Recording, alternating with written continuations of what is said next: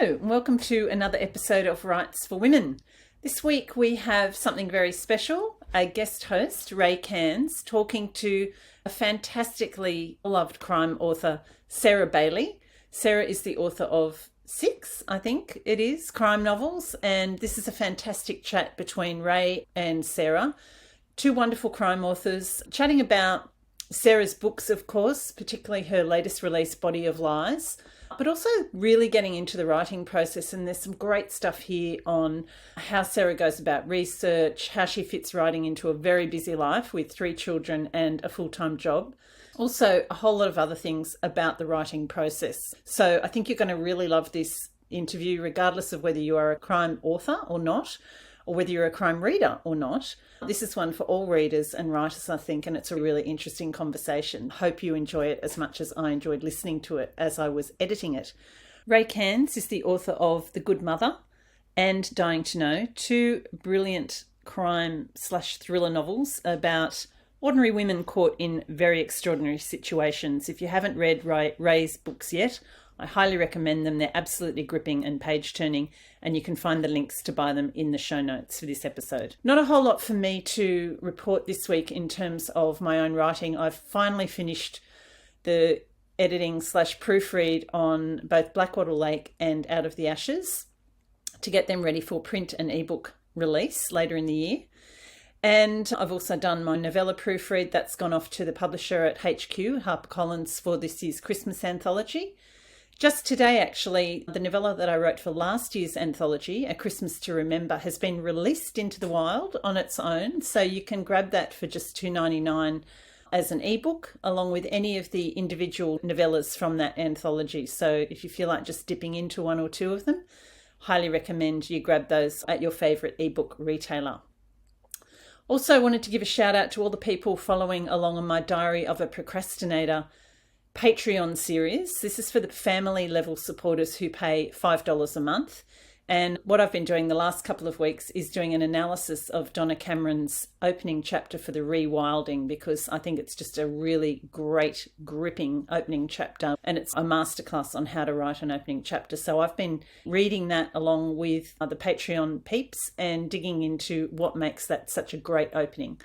Now that I've finished doing all my edits, I'm going to be getting back to my own writing, and I will be sharing my process as I write the 3rd in the Blackwater Lake series, A Place of Her Own. I'm already 25,000 words into that, and I had talked about that at the beginning of the Diary of a Procrastinator series, but I am going back to that tomorrow and will be doing a few updates each week for the Patreon people, just talking about my writing process, talking about any difficulties that I'm coming across, what I'm doing to get over them, talking about characterization, getting words on the page, anything at all to do with the process of getting that first draft down.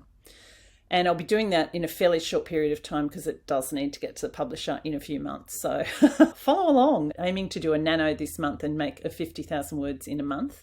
I'm also planning on doing a kind of write-along sessions with the Patreon people where I'll just send a Zoom link through, and anybody that wants to join me for a half hour or 1 hour writing session as we motivate each other, that will be happening. And so you can find out all about the Patreon program on rightsforwomen.com/Patreon.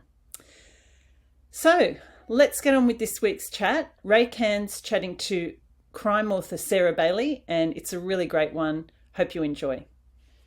Hi, and welcome to this episode of Rights for Women. My name is Rae Cairns. I write crime fiction, and I'm one of Pam's guest hosts for 2024. It's my absolute pleasure to be speaking with Sara Bailey today about her 5th full-length novel, but 6th publication, Body of Lies.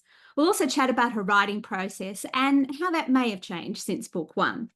Sara Bailey is the author of the internationally award-winning Gemma Woodstock series, as well as the best-selling standalone novel The Housemate and an Audible original Final Act. Her debut and first of 4 Gemma novels, The Dark Lake, won the Ned Kelly Award for Best First Crime Fiction and the David Award for Best Debut. Body of Lies, the 4th book in the Gemma series, was released in March this year. Sara, welcome to the Convo Couch. Thank you so much, Rae, for having me. So, as well as being an internationally best-selling crime author, You have 3 sons, one of whom is moving into toddler. You're also the managing director of the Melbourne and Sydney offices of an advertising agency. So my first question has to be, do you have any tips on how to keep writing when time is scarce?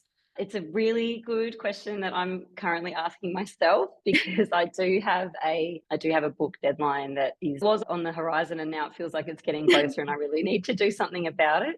Look, I think with writing, and I'm sure that this is something that you would agree with, you do have to really want to do it because it's hard to find time and it is deep work. Like, it's that kind of work that you can't dip in and out of at certain phases of the writing process. I used to be a little bit better at doing that maybe as well, but now I'm finding that I really need enough time to be able to get back into my story and read what's already written and then really think about the next steps and the next themes and whatnot. So I find that if I have half an hour, I can't do much with that. Like, I can potentially do a tiny bit of editing, but to really make progress on a manuscript, I do need a couple of hours at least set aside, better if a day if possible. So time is the real challenge when it comes to writing for me. I try to find blocks of time where I can just cordon myself off, and I do work quite quickly, which I think is lucky. I'm quite a fast thinker and a fast writer. Is that both in your first draft and in your editing that you find you're quite quick? Yeah, I think so. Just talking to other writers, and it's obviously really hard to compare and tell because you don't actually sit with someone else while they're writing. Yeah. But from what they tell me, I feel like I don't really second guess my decisions. I'm not someone that agonizes over every word. I'm fairly pragmatic, I think, when it comes to writing. So particularly in that first draft, I'm all about just getting the story out, getting it down, making sure it's making sense to me, having the loose beats of the story as clear as I can. The editing process is a bit different because you do have to be a little bit more thoughtful, and there is more of a kind of agonizing over removing a scene or changing a character or big decisions. So that is a bit slower by nature. And I go into, I think, quite a different pace from an editing point of view than I do with a draft point of view. So do you tend to try and put aside a day on the weekend, or is that? Yeah, because I do. You're back working full time now. I am back working full time, and the honest answer to your question is I actually don't know exactly how it's going to work now because I've never written with a baby before. My other children were, I think, about 4 and 7 or so when I first started writing, which is obviously quite a different ball game because they were able to be entertaining themselves or different kind of cadence of sleeping and things like that. I know how it's going to go. It'll be a bit of an experiment and we'll find out, but I'm lucky I've obviously got a supportive partner, so I can negotiate specific blocks of time, but there is limited time to negotiate because work's already taken up a very big chunk of it. And my work's quite unpredictable too. So even though it's full-time and it's full-time hours, we work in an industry where pitches come in or things change. And so even planning out a weeknight to get 2 or 3 hours done can be a bit of a challenge because it just doesn't always work out that way. But I'm just someone that, I guess, I don't stress about it. I feel like it's always worked out in the past, one way or another. I feel optimistic that it will continue to work out one way or another. Yeah. And it's like what you said before, that you've got to want to write. That's right. I was saying to someone the other day, when I'm not writing, I miss it. And so I guess that's good to know. It's it's actually quite a nice thing to miss something because I feel like that means that it is something that you want to do. But that doesn't mean, obviously, that when you sit down, it's easy. I wish that it's getting easier and easier, but I actually don't feel that it's gotten any easier for me to write. Over the 6 books, it hasn't got easier. No, not really. I think it's just because each book is its own unique puzzle and has its own sort of unique challenges. And I think that the main thing I've learned is to have that optimism that it will get done because it has gotten done before. So I don't tend to stress about it, but I don't really necessarily feel like I've got all these skills that I've accumulated that make it easier. It's like a confidence in there somewhere that I'll figure it out. But each book is, its own unique beast. So it's a strange craft, I think, in that sense, because I guess you learn skills, but I don't know, there's something about it that makes every book feel like a special challenge. But isn't that the other thing, is that you're learning from each book? So as a craft, you keep learning. It's not like you go, oh, yeah, I've done that, tick. I think so. Yeah. And obviously that's part of why it's so rewarding, because there is the struggle. Like, I think that if it was easy, it would just not be nearly as attractive to be a writer, because I think that even though we all find it, I think most people find it quite challenging and certainly a big project to take on. If it was easy, I just don't think you'd have that satisfaction at the end that is so special. For me, that achievement of standing back and looking at a book and thinking about all the hours and decisions that went into it and the changes and the way that I had to navigate it, that's so much a part of the satisfaction that comes from writing. And I think it's also because in our world, there's so few opportunities to complete a project in a way that feels like a full circle, something that you can tick off. Most of the things I work on in my other job are sort of, there's projects that get completed, but they just roll on to some extent as well. Whereas I think with a book, it's done and you get to hold it and look at it and reflect on it. And maybe it's not perfect, but it's a completed piece. It is really special. And I think that it is a huge driving motivation during the process, like all of those times where you're, I can't be bothered writing today, or gosh, this is hard, or I don't know how to fix this editorial feedback. That feeling that you're chasing to complete it is certainly the thing that keeps me going, I think. Yep, absolutely. On that, huge congratulations on Body of Lies. I absolutely loved it, especially the twists and the red herrings and the way you wrangle numerous plot lines and still keep the build of tension going. And it's also, I think, a lesson in how to make a book in a series work as a standalone novel. Like, it really sits as a standalone novel as well, which I learned from that. So can you tell us a bit about the story? Yes, I can. And thank you, Rae, so much for those kind words. It's really nice to hear all of that feedback. Yeah, so the book is the fourth book in the Detective Gemma Woodstock series. And I have to say, at the start, the premise, the idea of this book came before it was part of the series. Like, I was considering it as a standalone idea. This was just in my mind. I never put pen to paper, but I was thinking about this premise of a body being stolen from a hospital morgue. And I loosely in my mind had another detective character tied to it, completely new character. And I was just thinking how that might all come together. And then there was a few things that sort of fell into place. So I decided it needed to be in a regional country town just to make the premise more believable. So the idea that a body could get stolen from a hospital felt like something that would be more likely to happen in these regional sort of towns, just based on the way the hospital and the morgue relationship works. And so once I started framing it into that setting, Gemma popped up. And I'd already had this idea a long time ago of her being at the hospital with an unwell family member. And so I thought, oh, she's already there. And so, yeah, it was a funny kind of process, because I hadn't necessarily planned to write another Gemma book. I hadn't definitively written it off, but I certainly hadn't planned to write a fourth. The third one sort of ends in a way that I would have been happy with, I think. But once she started to muscle her way into the story, it was so clear to me that there needed to be this fourth book and her story needed to continue. Yeah, it was really nice, actually, because then I had the character to put into the premise of the story.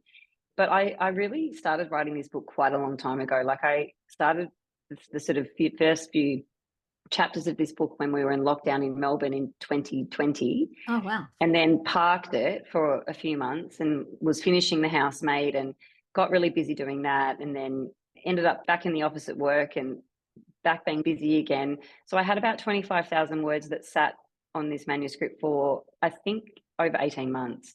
And I really didn't touch it for that whole time. And then went back and did really like the premise, really felt like it was worthy of pursuing.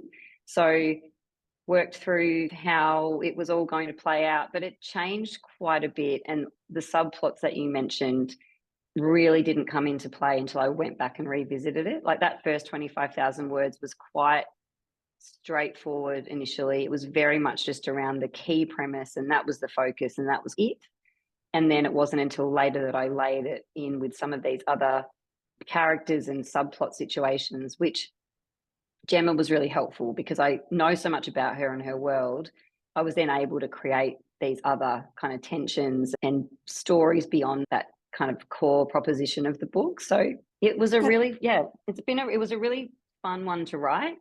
I'm going to say that now, probably because I've got perspective. I do remember at the time there was quite a few challenges, and I did edit this book with a very young baby. So I did the first pass of the draft when he was about a month old, which was interesting. But as you would have known from reading the book, Gemma's also has a newborn in the book. And so it wasn't ever intended to be life imitating art, because I started this book quite a long time ago, before there was any idea in my mind that I would have another child.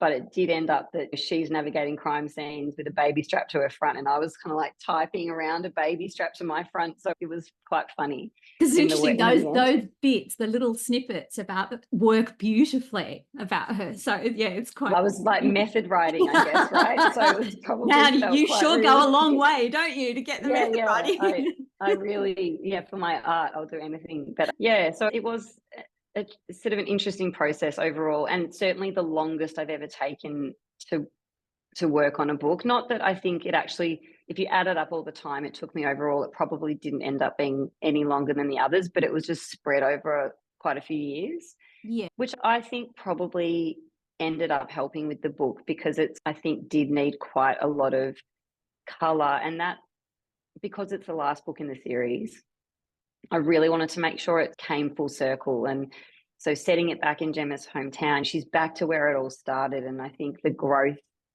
that she has in this book is really important and makes me feel good about ending the series. I think like it does feel like it has got the right ending. So was that a hard decision to decide to end the series? I don't know. Like I do get asked quite a bit if I miss her or was I sad, and not really. It didn't feel particularly emotional. I think like she's been I feel lucky that I thought of her, I suppose, is more where I get to. No idea where she came from, and she just appeared all those years ago, and I'm very fortunate and do feel lucky that she appeared and that she had so much in her that it could lead to 4 books, which I had no idea at the start was going to happen. So it's more just like an appreciation that I managed to land on a character that had that ability. But I don't really feel sad in a way. I think that's just the right time to end that series. And I think also it's coincided with the books being turned into a TV show. So in a way, I feel like she's getting this extra life all over again. So maybe that's also helping it not feel like it's over. Yeah. Yeah. Okay. So returning to Body of Lies specifically, just give us a little. So Gemma's back in her hometown. She is at the hospital with her dad. Yep. Essentially, what happens? Just to give people a little brief. Yeah. So yes, Gemma's visiting her dad at the hospital, who is unwell, and they are talking. She's about to go home. She's visiting him after hours. She's on parental leave, so she's not on the job. She's not being a detective in that moment. And suddenly the hospital is plummeted into darkness. There's a blackout and no one knows what's going on. The generators kick in, and as Gemma's going down to the main area to work out what is happening, it becomes apparent that someone has stolen a body from the morgue during the blackout. And the body is that of an unidentified woman who was brought in just hanging on to life following a really dramatic car accident earlier in the evening. And then she dies on arrival. So that was her body in the morgue and someone has taken it. So it becomes very much a situation of who was she? Why would someone want to steal her body? Was she good or bad? Was the car crash an intentional one or an accident? What happened? And Gemma, while not technically being on the job, just cannot help herself from getting involved in the mystery, because it's just right up her alley in terms of something that she wants to solve. And there's the added complexity of the fact that the detective that essentially has replaced her while she's been on leave is someone that she doesn't particularly like. So there is a professional competitiveness to their relationship that really comes to the fore as she's trying to wrangle herself back into the investigation. Yeah, so she's got the investigation, and then she's got her work life with this kind of conflict with Everett, and then she's also got a whole new change at home with a newborn baby, because she has an older son, but then she's got That's right. the baby. So she's got a lot going on in her life. Yeah, she was already having a little bit of a crisis of career confidence, or almost even what does she actually want? And I guess that the pull of the case makes it very clear that there is something about that role and that career that absolutely is intrinsic in her. Yeah. But she does have some decisions to make, you know, about the future. And does she want to really double down on her ambition and progress in that career and climb the ladder? Or is it time to think about doing something different? So she's got all of that uncertainty swirling around in her mind, the baby as well, as which is let's be honest, a physical inconvenience when it comes to work. So having to navigate like the logistics of a baby and the logistics of a case, they're really not compatible. So she's navigating that as well. She also has regret about how she navigated that with her son. So she's dealing. Correct. Yeah, she's trying to do it better this time around. Gemma is impulsive and selfish, and she's very morally, she wants to always do the right thing, but that doesn't, her behavior to get to doing the right thing doesn't always play well with others. So she's always fighting against herself to some extent. And I think that certainly comes through in this book too. It does, absolutely. Chris Hammer calls her his favourite Australian detective, and she's an absolute cracker. Like, she's flawed and relatable and infuriating all at the same time. Bless Chris Hammer for saying that, considering he has his own detective. He has his own. I know. Which I've said to him, I'm like, what are you talking about? But no, it's a very nice thing of him to say. But she's also, like you said, sometimes she makes these decisions. She's quite polarising in both within the world of the novel, but also with readers at times. That they definitely. Yeah, I get lots of feedback.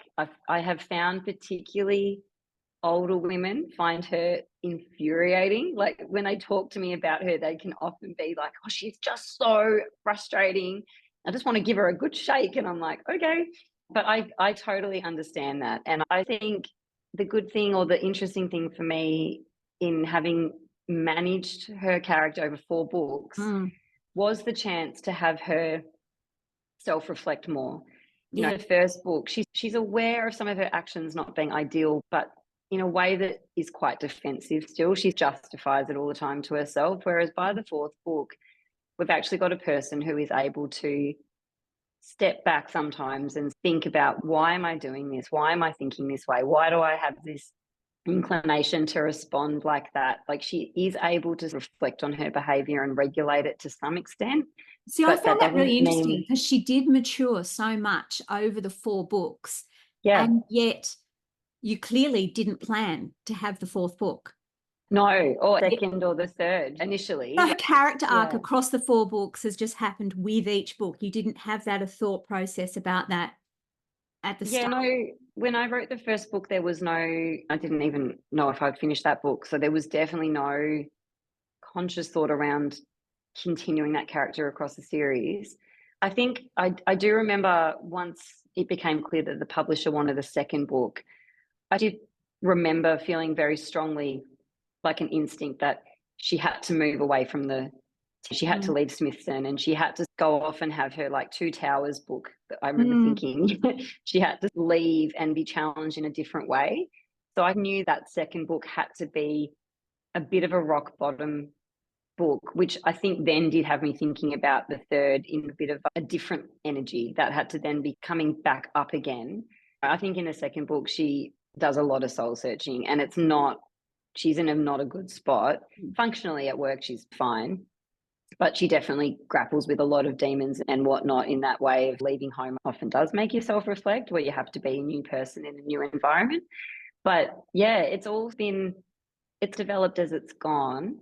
And then the 4th book, I suppose I had more time to think about it, because I didn't necessarily know it was going to be a Gemma book for a while. By the time I decided it would be, I felt quite clear that full circle final piece of the puzzle really had to happen. Like, I was genuinely running out of time to do it. If I didn't do it in this book, it wasn't going to happen. Yeah. And it was nice to have the opportunity to have her learn some lessons in a way that I think you feel when you finish this book, hopefully, that she is going to be okay, because she has had to do that growth, and she hasn't just done it tokenistically. She's actually really acknowledged it and understood it in a way that you feel is quite key to how she's going to go ahead into her life into the future. So yeah, I mean, some of it sounds really strategic when I say it like this. It doesn't feel that way when I'm writing it. It's much more instinctive than that. But it's interesting though, I sometimes think it's the subconscious, isn't it? yeah, I was just going to say, I think that's right. Your brain is piecing some of those things together as you're writing, and it's not until you come back to do the editing that you feel like, oh yes, those connections are quite clear and those themes are coming into play here. And obviously then you can hone bits and pieces to make it really specific. But yeah, I think I've managed her arc in a way that has made sense to me, but she's still Gemma, and that's the whole point. You have to have someone that is, even when someone grows, they are still themselves, and she is certainly still impulsive, and she will be until the end of her life. What was the inspiration for Gemma? Like way back when you were writing The Dark Lake, did she arrive fully formed, or did she develop, or did you think very clearly about her and plan her? Or do you know what? She just like literally appeared in my mind as a really fully formed character. Her name in my mind, even what she looked like. I have no idea where she came from. I really couldn't tell you. I was playing around with this idea of a murdered high school teacher in a small country town, just knowing that would be such a challenging thing for a community to navigate. Yeah. And then second to that, I think Gemma just needed to then be someone that had a relationship with this victim, and she just appeared in my mind. I could just see her tramping around the lake, in the dark lake, looking at this high school peer of hers that was murdered 10 years later. And I never had to sit down and plan out like her backstory or her character or whatever. It was just all genuinely there. She elbowed away in like she does in her job. Yeah, like genuine. Yeah, absolutely. And even things like, I knew she had lost her mother as a teenager. I knew she had this lovely but removed relationship with her dad. Like, it was all quite clear in my mind right from the start. So she has never been particularly challenging for me to write. It's more been the world around her. You've got quite a cast of characters in Body of Lies. Yeah. How do you keep track of them all? How do you, like, because there's a lot. It's a nightmare. It's a total nightmare. It is tricky. Like, I think what I've realized I do, looking back on all of the books that I've written, I'm pretty good at holding everything in my mind for the first sort of 40, 50,000 words of all my books. To give people an idea that don't know, like, about how long are your books? Like this one was about 100,000 words. Yeah, okay. Almost all of them have been, none of them have been less than 100,000 words. So they're all 100 to 110. So I tend to get to the halfway-ish mark, and yeah, it can be quite smugly, it's all in my mind. I don't plan anything, so it's all just in my mind, and I'm quite confident up until that point.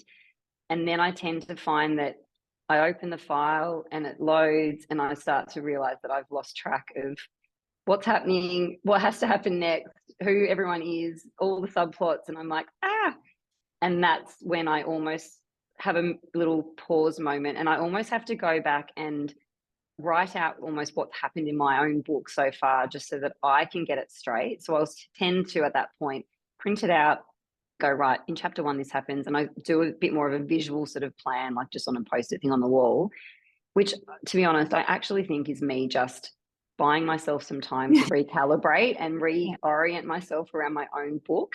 Because as I do that, I tend to then realize that I'm figuring out what happens next and what hasn't been closed off or tied up from a threads point of view, and where subplots are and aren't working. It is mainly still unconscious, but I start to realize, okay, that's missing. That's not very clear. During your first, about halfway through your first draft. And then I go back in again and keep drafting, but with a little bit more of a reboot. It's okay. I'm in a bit of a better place now. I think I can get to the end of this book, hopefully, because I've had this little review with myself around what the hell is it. Yeah. Okay. So what does the physical draft look like for you? Like that first draft, you type, you don't handwrite. Is it in Word? Is it in Scrivener? Is it in some other? Oh, I wish it was in Scrivener because it sounds really organized, but it's just in Word. What works for And you?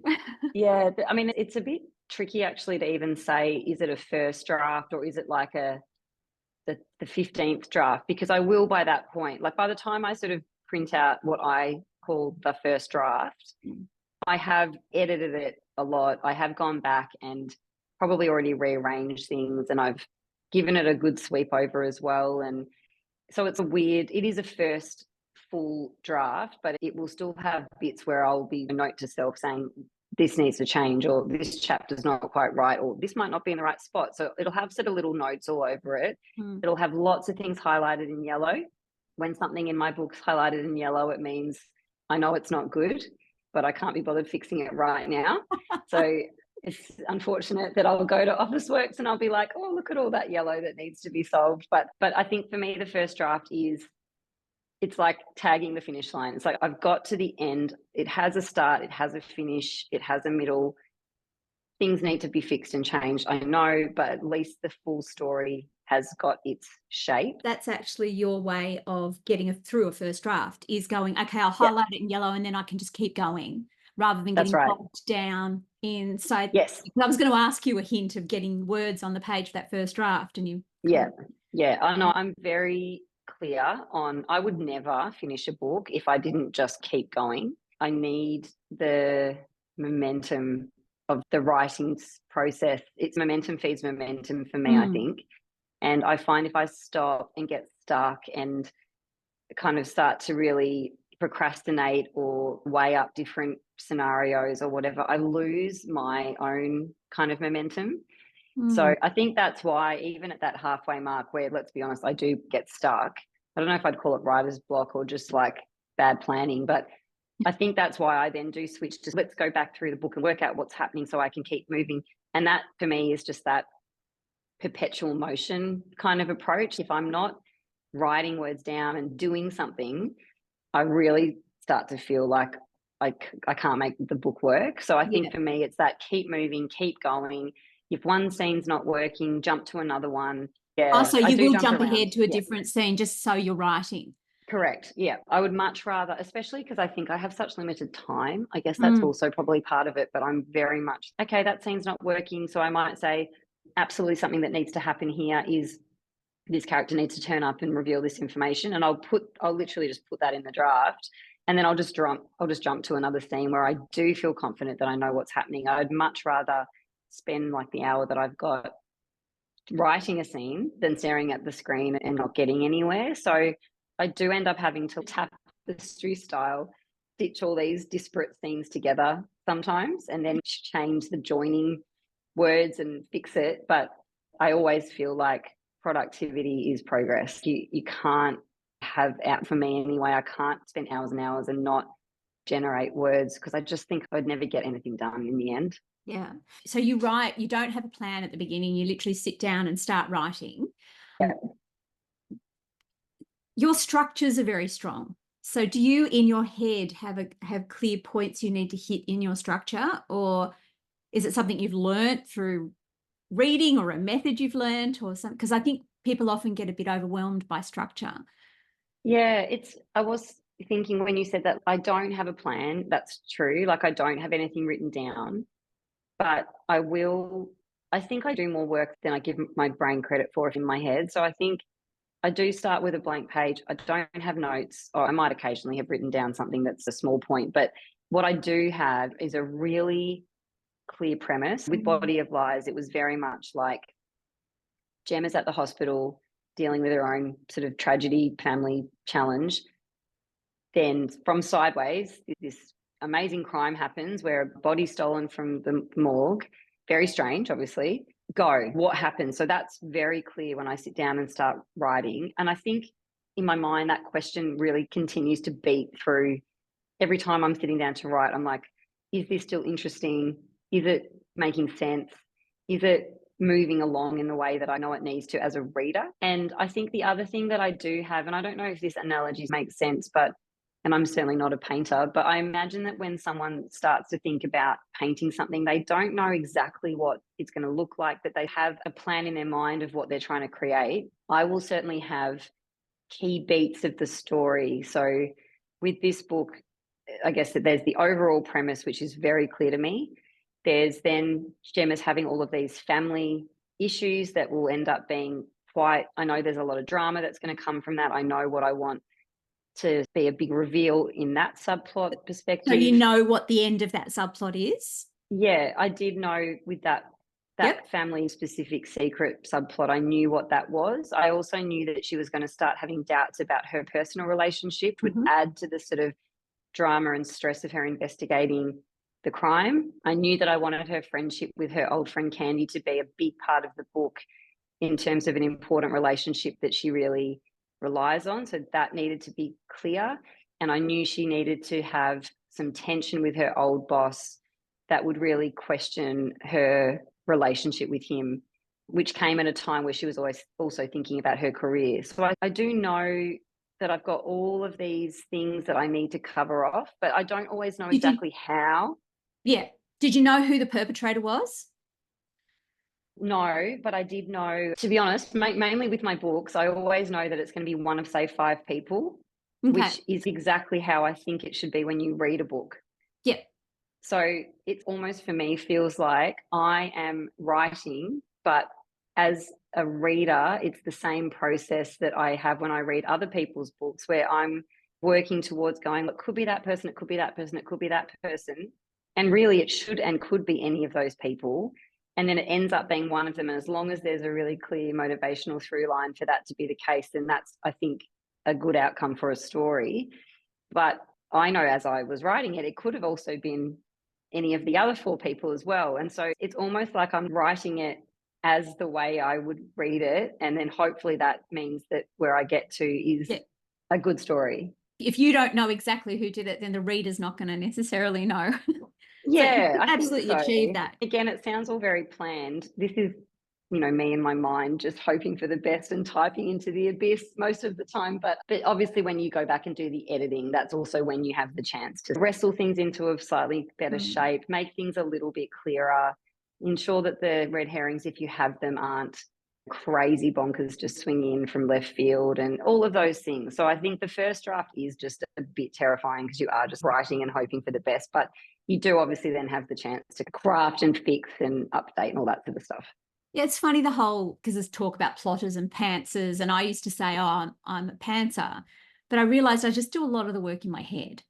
Like it's there and it's processing. I just don't have it. A bit like you, like I had the beats and the kind of a feel, but I don't really know who the perpetrator is. Yeah, it's interesting, that whole thing. Yes. I want to move to research because I'm curious because it's a police procedural essentially, even though she's not always employed at that point. But how do you write a police procedural start writing organically, I guess, writing straight out? How do you manage the research of the novel? I do have a bit of a theory on research. So I'm very much fiction first, then fact, and then fix or finesse. And that's the 3 stages of the sort of research process that I follow. And the reason for that is that, like I said before, I really need that energy and momentum in my books, and particularly that first draft. If I'm not excited and happy to keep moving with my story, I think you can feel that on the page. So I did have to do a little bit of very light research just to make sure that the actual premise made sense. So hospitals do have morgues. I needed to make sure that it was realistic that if someone dies in the emergency department, that they would actually be taken to the hospital morgue and how that kind of would work and what kind of timeline. So luckily my mother is a nurse, so she was able to give me the overall reality of how that worked. I did a little bit of research just to have a look online, like what do hospital morgues look like and how are they managed and all of that sort of thing. But that was not significant. It was really just pressure testing my own premise. Yep. And then once that part of it was clear, I just wrote, and I wrote the book how I wanted it to be from a story point of view. I would occasionally have to look up online just some of the procedural pieces and just make sure that things made sense broadly so that I wasn't writing 20,000 words on something that just wasn't feasible in any way.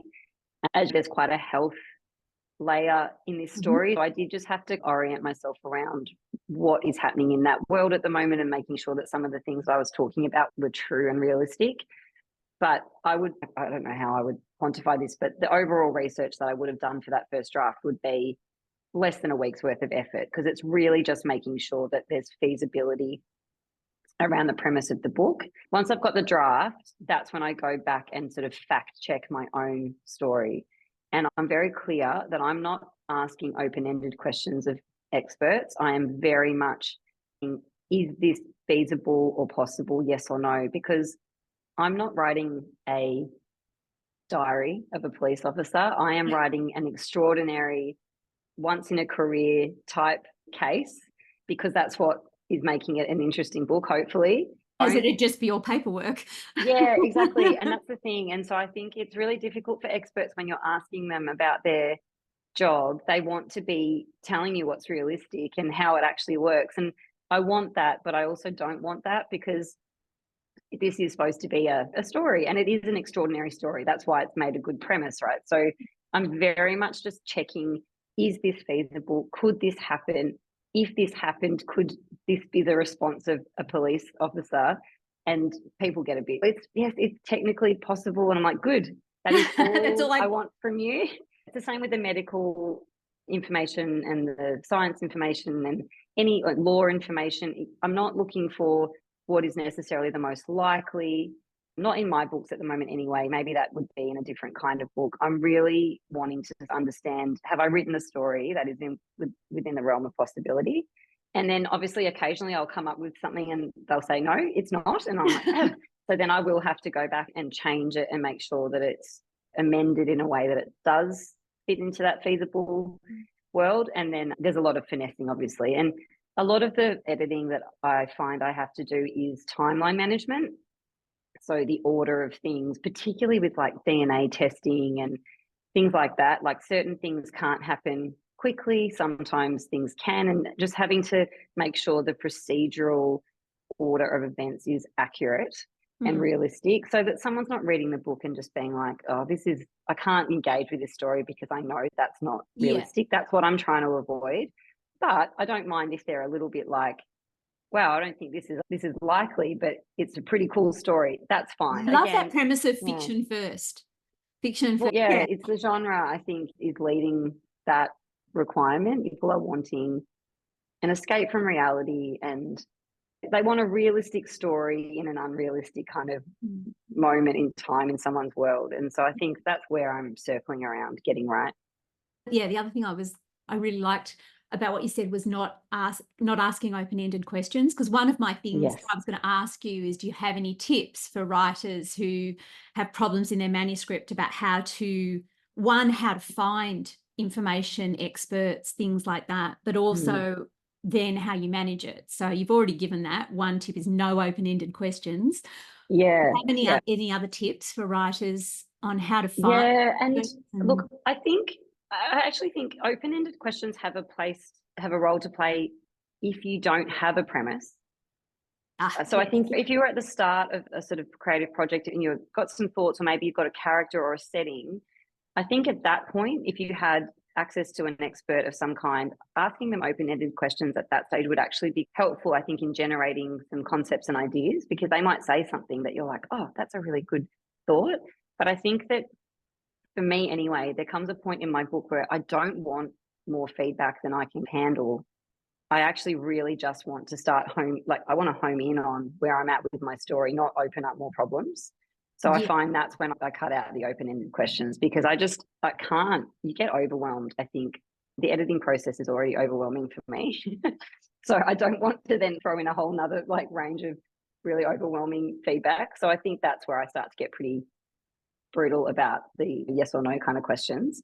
But in terms of just advice from a research point of view, I think it's just engaging in all different kinds of information sources. Podcasts are amazing, whether they're true crime or more fictional or opinion. I constantly get ideas from listening to deep dives into different, whether it's a cold case or just a news report, or it could even just be something like a chatty lifestyle podcast, and you pick up little thoughts about characters or generations or whatever. So I think it's just being open to wherever ideas might come from, and being curious, and going to events and go to writers' events and listen to people talking about where they get their inspiration from. And yeah, all of those types of things. So I think it's engaging in the world. You can go and watch a criminal trial. That's something that you're able to do as a member of the public. So if your case has one, go and watch one.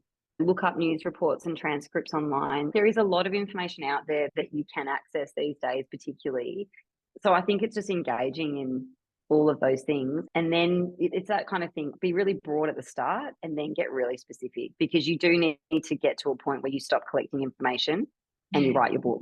And I don't know how people do historical fiction. I honestly do not understand it, because I think I would really struggle to shift from research mode to writing mode and feeling like I had enough information. I'd get so bored. I think within 2 days, I'd be like, I need to just start writing. And then obviously I'd have no historical context, so it wouldn't make any sense. So I think it's amazing to me that people have the skills where they can go deep on research and then come out of that and write. I am, I think, too impatient for that to ever be something that I could do properly. So this genre obviously suits me better. And this approach, the kind of idea of fiction first, it also suits me better, because it means I get words down.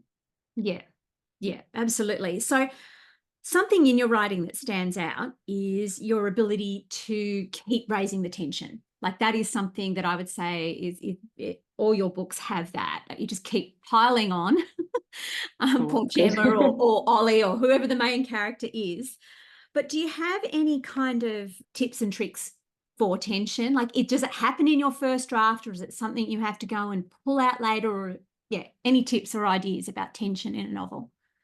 I think I do have to give my editor, Kate Goldsworthy, a shout out. I always think of her like a director directing an actor and going, like that, but more, do another take, but bring more to it. Like, she very much is saying to me, go harder. Don't be scared about really putting your characters through the ringer. Like, just this, but more. So I think the second draft definitely often is where some of that tension really does get elevated and amplified. I tend to be a bit soft touch in the first draft, I think, where I'm a bit scared to fully put them through the ringer. And I think that's also something that perhaps I have learned from the first and subsequent books, is that it's okay to really load someone up with a lot of stuff in a crime book. You can keep hitting them until they almost can't take any more. Yeah. That's sort of part of the whole process, and readers are okay to go with you on that, I think. But yeah, I think it's little things. It's obviously the way you end chapters and the readability of making sure you are giving people enough crumbs that they want to keep reading, and enough little moments of doubt, like I call them. It's red herrings, but it's actually not just red herrings. It's also just little senses of unease about certain characters where you're like, what is your motivation and what are you all about? And I think that starts to same as we do in life. Totally. It's very curious. I think for me, and again, this sounds strategic, I'm probably not so consciously thinking of this when I write, but how do I make sure that people are feeling a spark of curiosity when they're reading my books? Making sure that there's that constant, like, I just don't know about you, and I'm not sure about this situation. And you're wanting that kind of intrigue to be palpable really from the get-go. And sometimes even doubting characters that people have come to. I think that's always really interesting when you've got a series, is that you can play around with, you like this person and we all like this person, but actually they've gotten themselves into a bit of a pickle here. So now how do we feel about them? So you're having this constant evaluation. And because the Dark Lake series is written in the first person, I suppose you're always having it from Gemma's perspective. So it's also that emotional investment that hopefully people have, where if she's sad about someone letting her down, or someone that she thought she knew that it seems like perhaps she doesn't, you want that to hit pretty hard emotionally, because you should be in it with her. And we all know what that's like in real life too, where someone disappoints you. So it's just that, it's unease, it's tension, there's sometimes a bit of a shock. And I guess you're balancing all of those things. And I think that if you get that balance broadly right, or as right as possible, then hopefully it results in the tension you're talking about. You also have some short, punchy chapters, which help with tension, is making the chapters shorter and your sentence structure changes a bit and you get a bit more dialogue. Yes. I think some people do that really well. I'm actually not sure I'm great at that, because I read sometimes other people's books and I think, oh my God, the way that you just manage these little short, punchy chapters. I think that some people have a real gift in that regard. My structure stuff's a bit looser. It's not a style. It's different in every book. But yeah, I guess you're trying to adapt the writing and the energy of the reading experience to match what's happening in the book. So if there's kind of moments that are hard and fast and shock, then you don't want meandering long chapters that are explaining things. So I think I'm trying to adapt to that kind of energy, I think. And I just want to touch back on point of view, because in The Housemate, which was your standalone novel, you did third person. Yes. You have it from 2 points of view. And I wanted to talk a bit about the advantages and disadvantages of first and third and what you're expecting of writing, because they're both all in present tense. Yes. But it's first and third is the...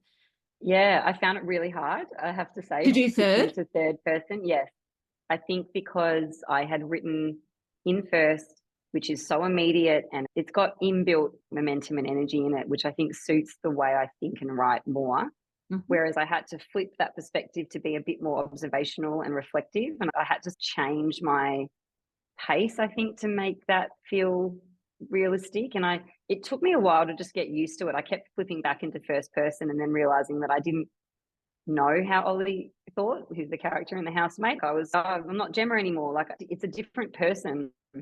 She's less impulsive and all those things. So I do think it worked really well for The Housemate. I think it was the right decision, but it did take me a while just to get used to it.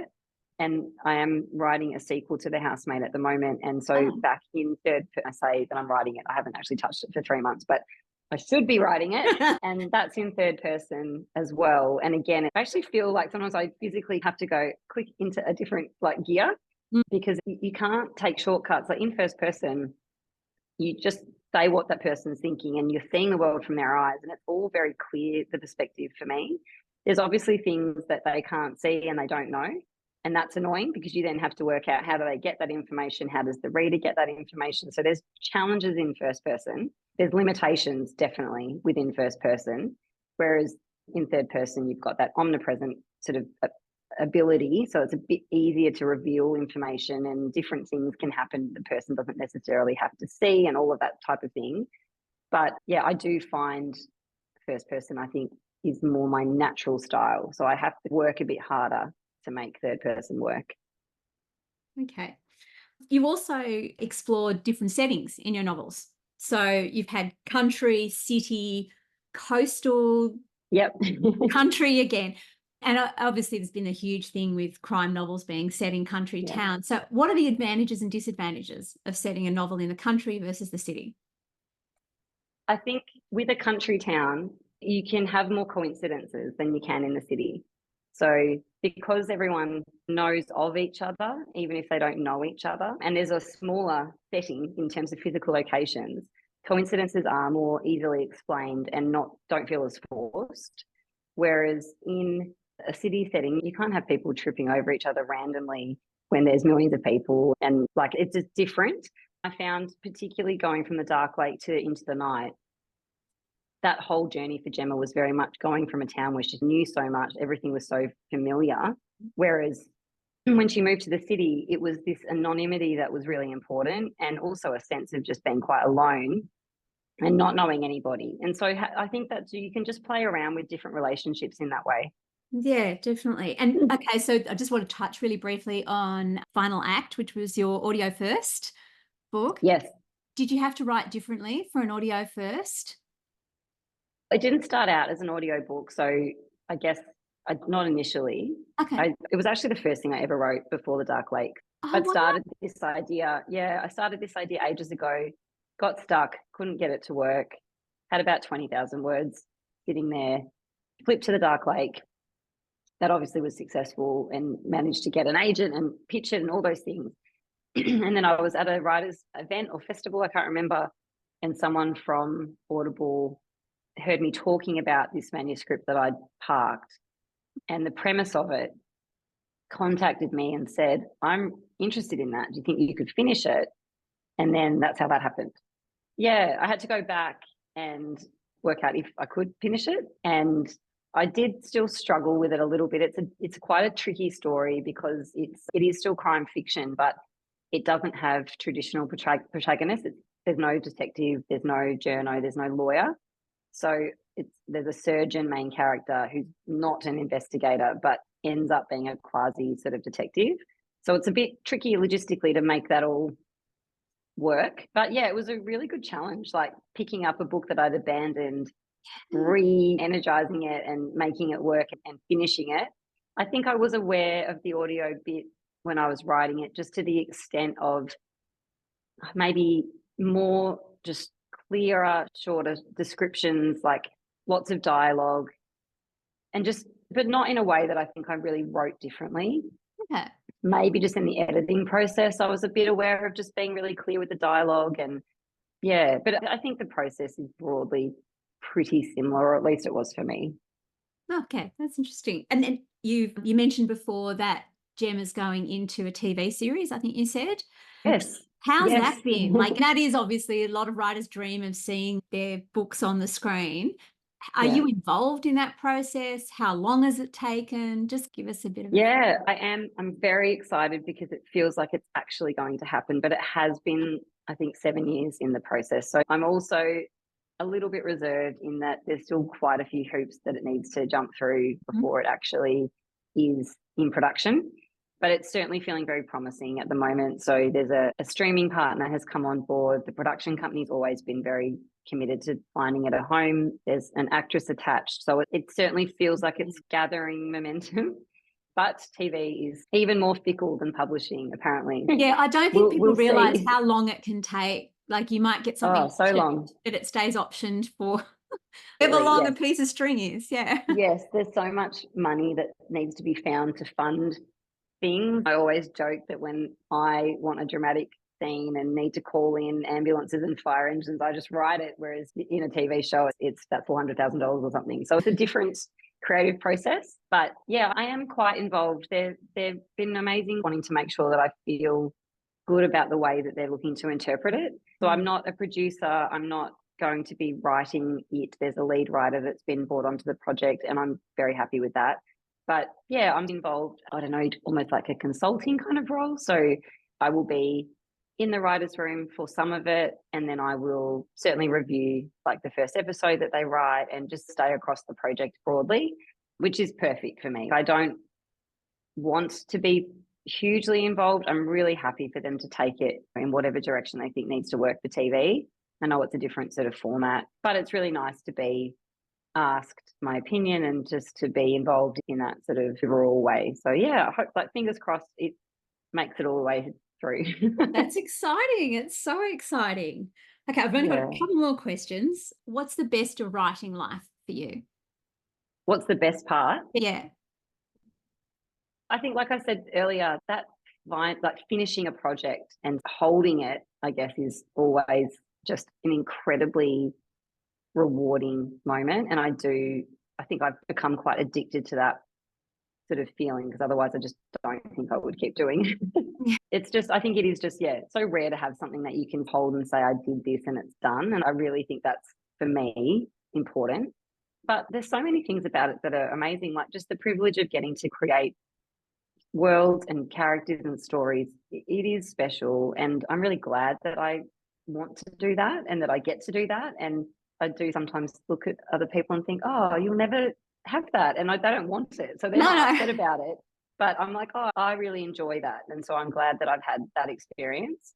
And then just other writers, I think, talking to other people about their ideas and their stories. And I already work in an industry that's very much around ideas and communication, and I just never ceases to amaze me just how many ideas there are out there and just the different ways into solving different problems. And it's just so reassuring that there is just always going to be art forevermore, because people just always have ideas. And I really love being in industries that are adjacent to that kind of creativity. And then, yeah, I think obviously meeting readers and having them tell you what they thought of your book is a kind of privilege. And I used to, I don't know if this is the same for you, Rae, but I'm very aware that I've written books and that they're out in the world and they're being read, but you don't really think about it very much. Then someone comes up to you and says, I've read your book. And I think it's even more highlighted when it's a book that you wrote 5 years ago and they're telling you that they read it, I don't know, last week. And you're like, oh yeah, I forget people are still Yeah. reading those books. And that's just, it's amazing. And it's very strange. Yeah, I really appreciate that anyone's read any of my books, but having them tell you what they thought of it, how they interpret it, what they liked, what they didn't like it's just, I love it. I don't mind if they don't like it. It's still great to have that dialogue and that kind of interaction. So yeah, there's lots of things I like about it. That's great. We will almost finish there. I'm just going to have to ask Pam's favourite question for writers. Yeah. What is at the heart of your writing and what ties your 6 novels together? What do you think? I think ethical dilemmas probably is the theme that when you really boil it all down, it's good people making good or bad choices and bad people making good or bad choices. And they happen to be in a world of policing and journalism and law and things like that, but they're still just people. And I think that's like the characters around that world is also what I'm fascinated by. So yeah, ethical quandaries and what makes people tick, I think is essentially what I'm really always trying to unpack and understand. Yeah, absolutely. I've so enjoyed talking to you. Thank you so much for sharing all your tips and about various areas of writing. It was really interesting. Huge congratulations on Body of Lies, and I can't wait to read the sequel to The Housemate. Oh, I need to finish it first, obviously, so you may have to wait for a little while, but no, hopefully that will work its way into a book at some point as well. But no, thank you. I've really enjoyed talking to you as well. Thank you.